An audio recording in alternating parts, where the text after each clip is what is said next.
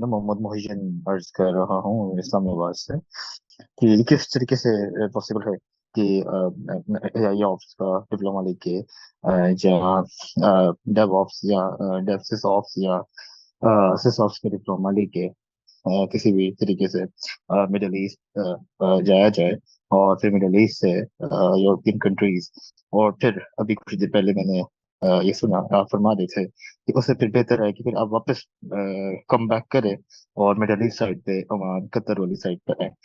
जहाँ तक मेरा छोटा सा नॉलेज है उसके मुताबिक बात ये है कि आप 20 साल 25 साल 30 साल भी गुजार लें तो भी मिडल ईस्ट में आपको पीआर का सिनेरियो नहीं हो पीआर सकता। थोड़ी चाहिए। तो इसमें तो इसमें पीआर नहीं प्लीज थोड़ा सा चाहिए।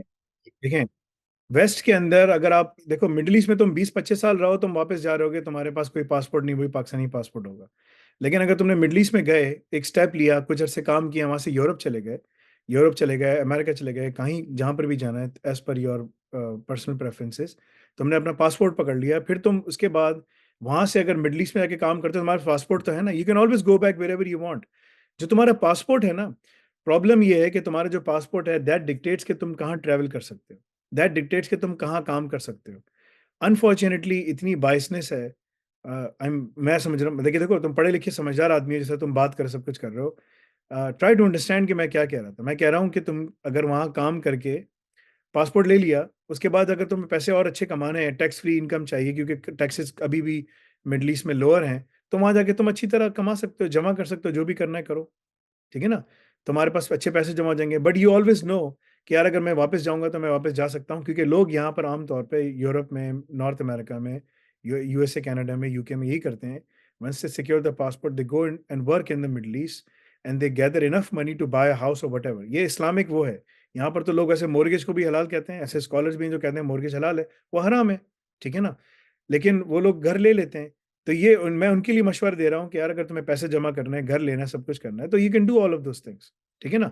मिडिल ईस्ट में तुम्हारी tax almost tax free income है, टैक्सेस हैं लेकिन कम है, अब लगने शुरू हो रहे हैं, कम है। तुम पैसे जमा कर सकते हो, सब कुछ कर सकते हो, स्टेबिलिटी है, सब कुछ है। इस्लामी मुल्क कोई भी नहीं, सब जगह शराब है, सब जगह जिना है, सब कुछ है।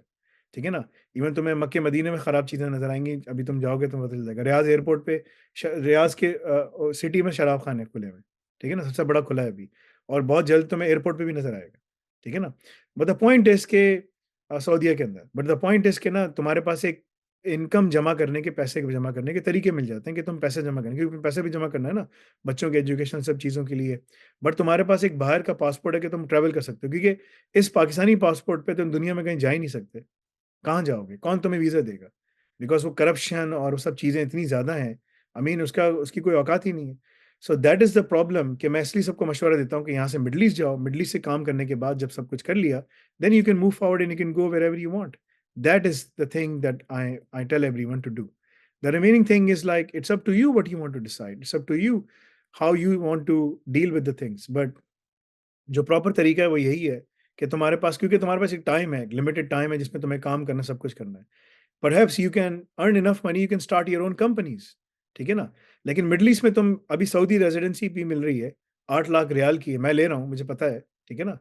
तो लेकिन उसमें वो बादशाह के ऊपर है, वो प्रीमियम रेजिडेंसी प्रोग्राम है, मुझे कोई अकामे की फीस फीस नहीं देनी, कुछ नहीं करना। वो मेरे पास, एक तरह से लाइफ टाइम अकामा है, और या जब तक बादशाह की मर्जी है अकामा है। ठीक है ना? और मैं उसमें बिजनेस स्टार्ट कर सकता हूँ, मुझे किसी कफील की, किसी उसकी ज़रूरत नहीं है। लेकिन at the end of the day, still I have my Canadian passport, I have my British passport. ठीक है ना? I can go wherever I want, I can do whatever I want to do. These are the core things that matters, right?